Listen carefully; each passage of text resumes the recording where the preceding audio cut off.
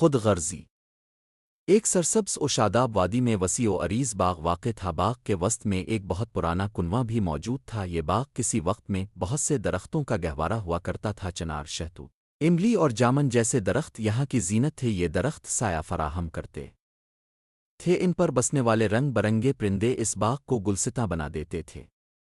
ایسی ہی شاخوں پر خوش رنگ تتلیاں منڈلاتے جگنو راتوں کو چراغاں کرتے۔ یہیں پر قدیم شہتوت کے درخت پر چمن نامی چڑیا کا گھونسلہ تھا۔ اس کے قریب بڑے سے چنار پر کالو نامی کوا رہتا تھا۔ دونوں میں دیرینہ دوستی تھی، مگر یہ دوستی یک طرفہ تھی۔ چمن ہر خوشی کا موقع اپنے دوست کے ساتھ بانٹتی، وہ میٹھے میٹھے پھل بیج دانے لے کر چنار کی شاخوں پر آتی اور کالو خوشی سے آ کر لے جاتا، لیکن شکر تو دور، کبھی حال چال بھی نہ پوچھتا۔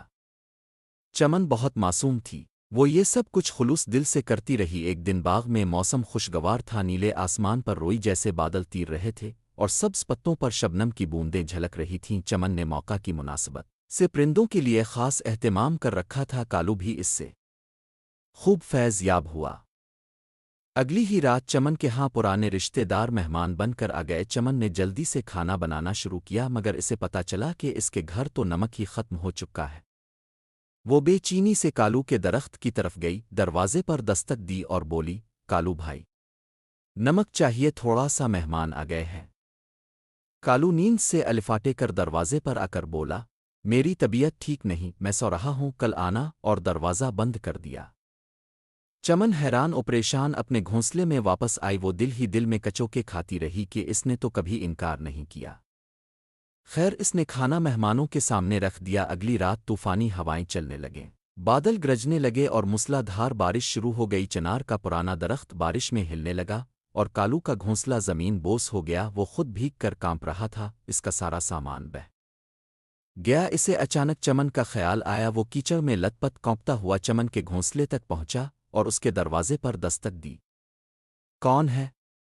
چمن نے چونک کر پوچھا۔ میں ہوں کالو، لرزتی آواز میں اس نے جواب دیا۔ چمن کو غصہ تو بہت آیا، لیکن اس نے دروازہ پھر بھی کھول دیا، کالو کو اندر آنے دیا، اسے سردی کے بچاؤ کے لیے چادر دی۔ شکریہ بہن، اب آرام کریں، میں سو جاتا ہوں، کالو بولا۔ چمن اپنے پر سمیٹ کر چپ چاپ گھونسلے کے کونے میں جا بیٹھی۔ صبح کا اجالا پھیلتے ہی وہ وہاں سے نکل گیا۔